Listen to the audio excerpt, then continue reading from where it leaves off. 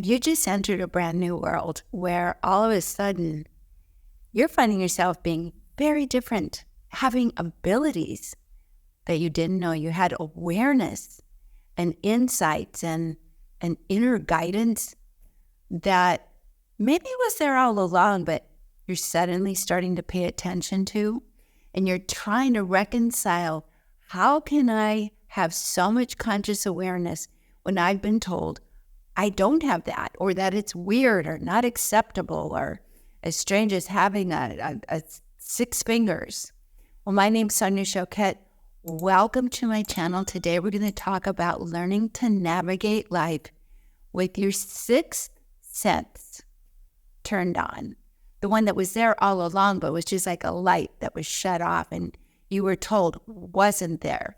Welcome to the new earth. Welcome to our evolution as humans. This is such an exciting time and a little unsettling. It's a little hard to understand because every single thing that you've been taught and told is true is now up for grabs. So today we're going to talk about learning to embody your intuition instead of fight it. So let's first talk about what it is. We do have 6 senses, and anybody who says that's not true and that's science fiction or that's the work of the devil is so last century or before, because we are starting to understand ourselves. Our human consciousness is more than just our physical body. We have an energy body that overlays the physical body, and that energy body informs us. The root of science that's discovered this is called quantum physics. It really has evolved to let us know that physical energy, the physical matter of us, is vibrating at a certain frequency that makes it appear as though things are solid. And it's because of the vibrational rate. But if we spin that rate up faster, it starts to disappear. And if we go so fast, then we can't see it at all, but it's still there. That's what our energy body is, and that is the 4th and 5th dimension. Now, I just want to make it clear that dimensions are not places. So it's not like we're levitating off the physical earth and we're going into outer space. More, if you can really stretch your awareness, is that we are both living in a physical experience and in a spatial experience, an energetically expanded experience. We have been on a journey together, kind of linking arms and marching forward from the exclusively 3rd dimension experience of who we are.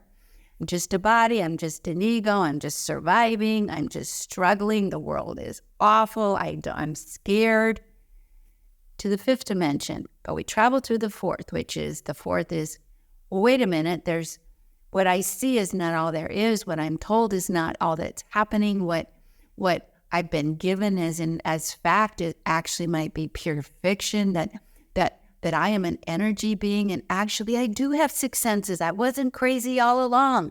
I was hiding what is perfectly natural. Going to the 5th dimension, which is the root of all this, is to allow me to be who I really am, which is this very loving, connected, gorgeous, brilliant, creative soul. That's the trajectory. The process is individual. Some of us are popping like popcorn and we're feeling very prepared and very conscious and very intuitive and very loving and very informed and consequently very secure.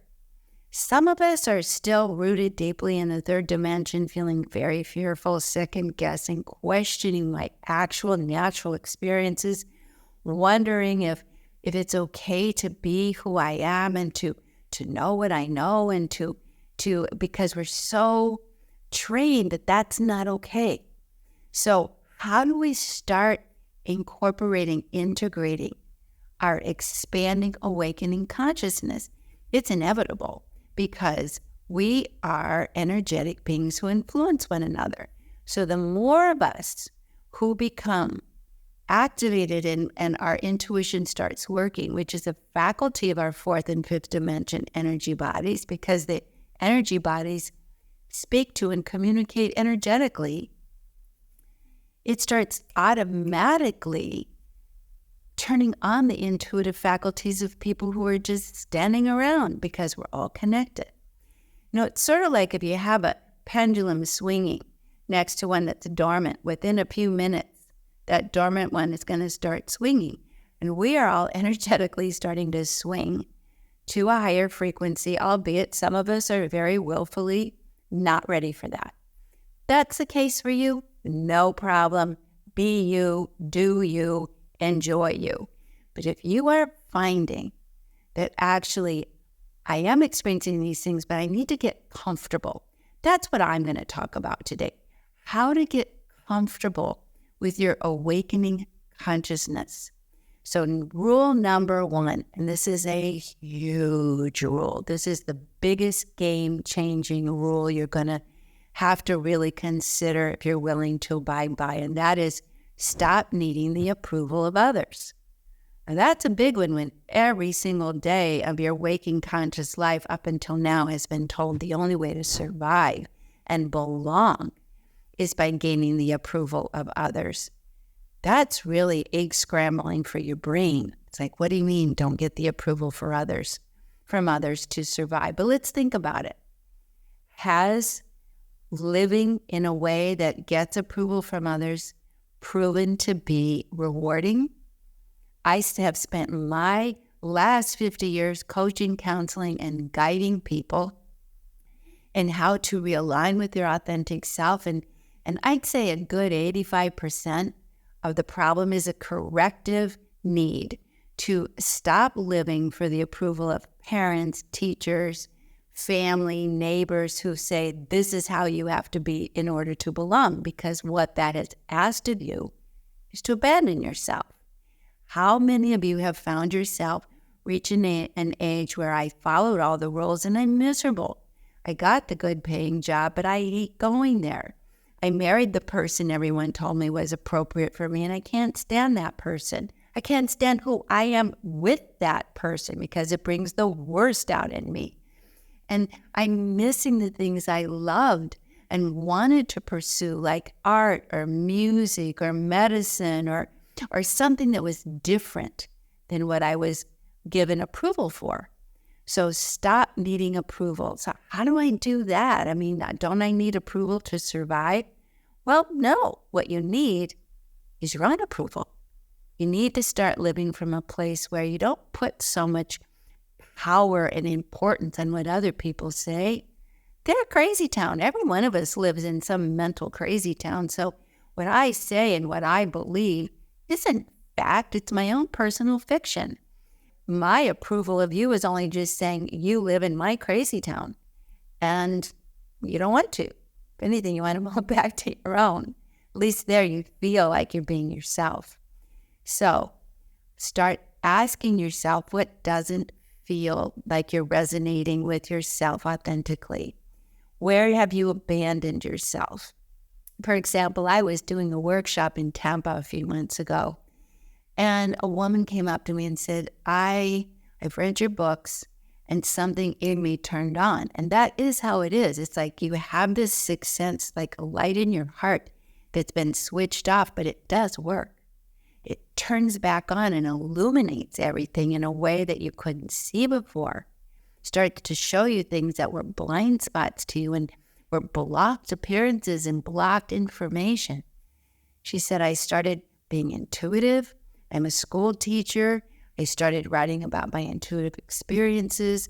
I actually started becoming aware of subtle energies on a higher plane, like angels, guides. And my family, who, by the way, are very, very fundamentalist and very extreme and conservative, started saying, you can't talk to angels, even though I was taught my whole life angels exist.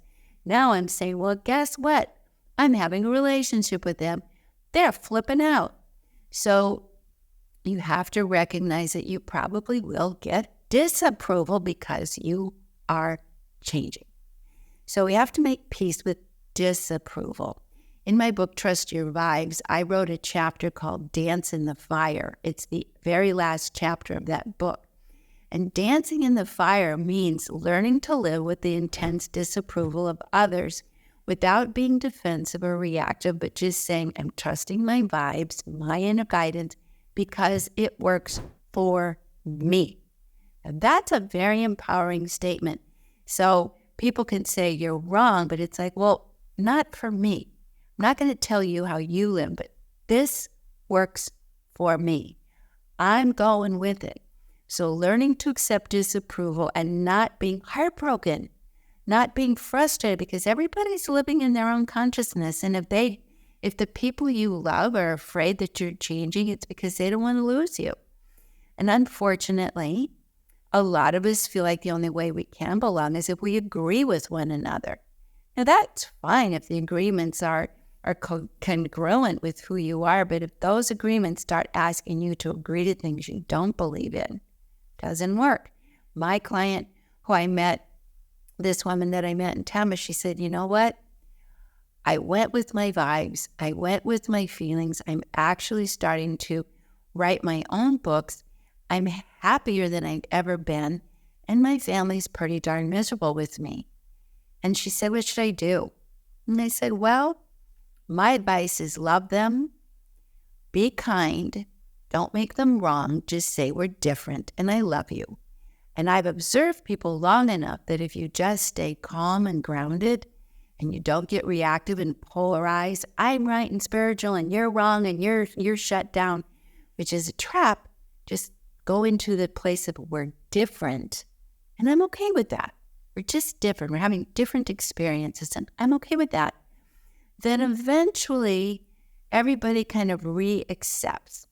Maybe not, but the truth is in the end, I heard once from a spiritual teacher, what's morally correct for you is to do what you can live with. So if learning to follow your heart and listening to your guidance and really acknowledging that I am starting to connect with the subtle realms and that, yes, does include angels and guides. And of course, there's going to be a whole bunch of people who are going to call me cuckoo bananas. And I'm okay with that. I don't need group approval for me to go with what I know to be true in my heart. So giving up the need for approval with good humor.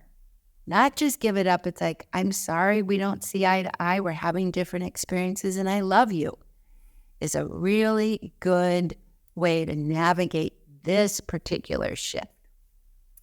Secondly, where possible, if you are with people who simply don't see or support you following your inner guidance, then two things. Don't give them the power of an opinion. Don't ask. And if they do criticize what you're doing, just say, well, I understand, I hear your opinion, but I'm doing what works for me. I'm following my inner guidance. This is very empowering. Very. And this is new for a lot of people. Who gives you the right to lead your own life? But God gives me the right to lead my own life. And besides, it's my responsibility, which takes us to the second thing that needs to sort of shift in you if you want to stabilize and comfortably live in a higher frequency of yourself, a higher experience of yourself, and that is take responsibility for the choices you make.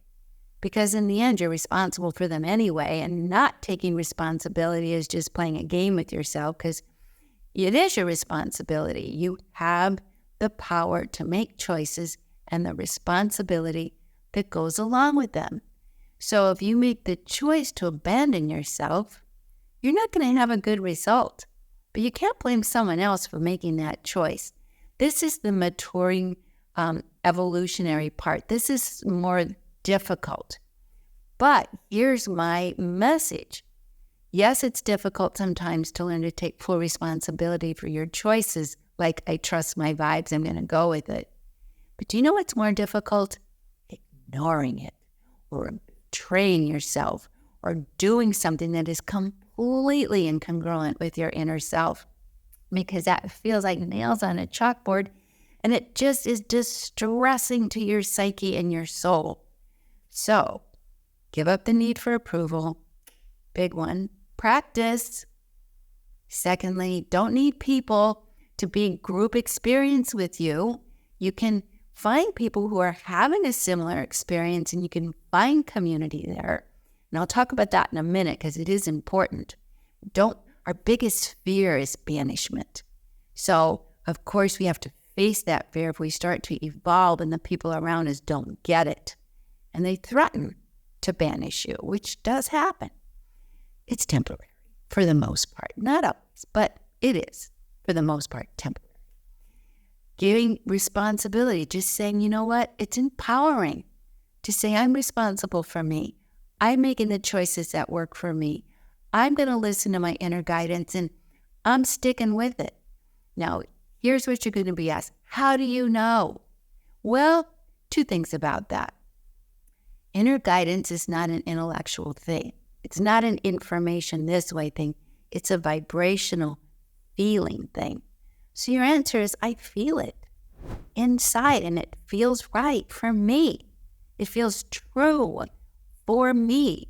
Keep coming back to, I'm going to what works for me, and I'm not imposing that on anyone else, but I'm not abandoning myself, because that I know never feels good and never works out.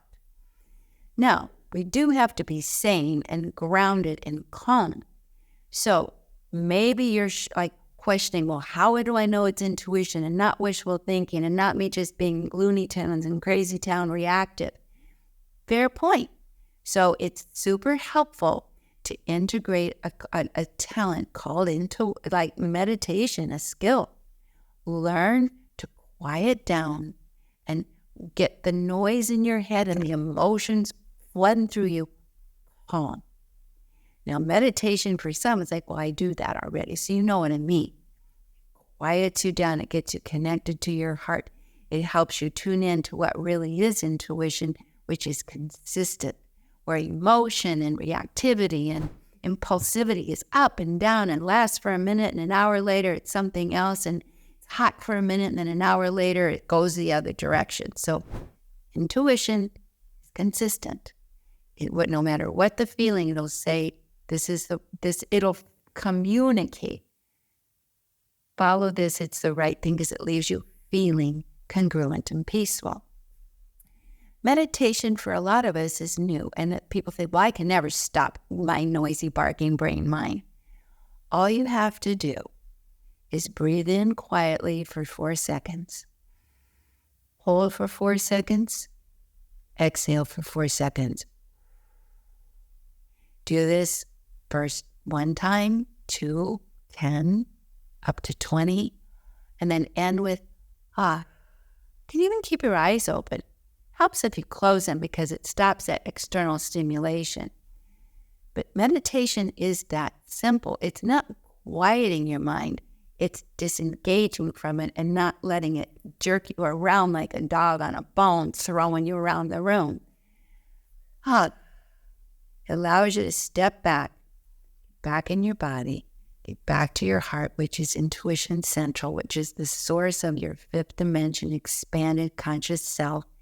Get back to your solar plexus, which is my personal boundaries and will, and my sense of what's right and wrong, which is the 4th dimension, which is my conscious decisions in the moment, my conscious awakened decisions.